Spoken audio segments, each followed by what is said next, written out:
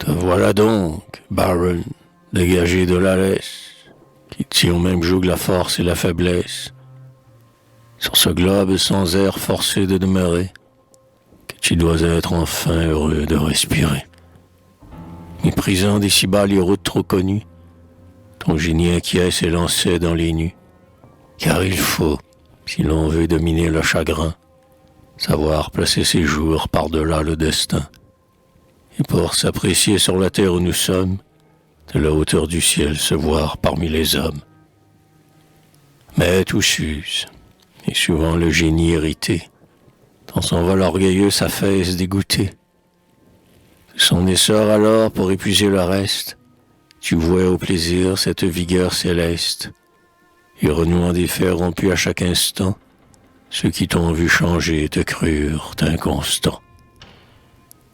Non, tu ne l'étais pas. Ton cœur eut un modèle qui savait te contraindre à lui rester fidèle. Tu le cherchais partout. Si tu l'avais trouvé, mais qui peut rencontrer ce modèle achevé? Ce type précieux d'une beauté sublime qui vit dans la pensée et l'exalte et l'anime.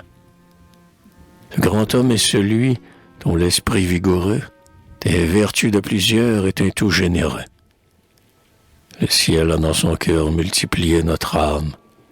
Si l'on cherche une égale, où reposer sa flamme, les traits en sont épars.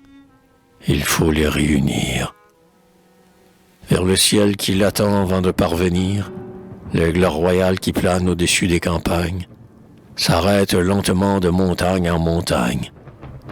Du soleil paternel montant toujours plus près, et c'est lorsque son œil, essayant leur sommet, a sous son aile en feu vu ramper le tonnerre, qu'il daigne asseoir son vol et suspendre son air. Regardons le grand homme et ne l'accusons pas. Pour mesurer sa taille, il faudrait son compas. Sa puissance d'aimer est un feu qui ravage. Pour affaiblir sa force, il faut qu'il la partage. Mais sur le même autel sacrifiant toujours, il n'aime qu'une fois à travers mille amours. Aimer, c'est être jeune. Et qui de la jeunesse connut mieux que Baron la fièvre enchanteresse? L'amour eut-il pour lui quelque don réservé? Excepté l'espérance, il a tout éprouvé.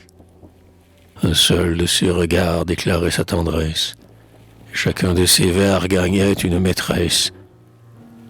Son âme palpitante en descendant des cieux en retrouvait l'azur et l'éclat dans leurs yeux.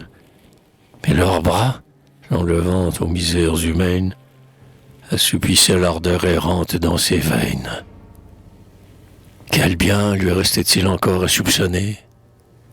Le sort, après ceux-là, n'a plus rien à donner.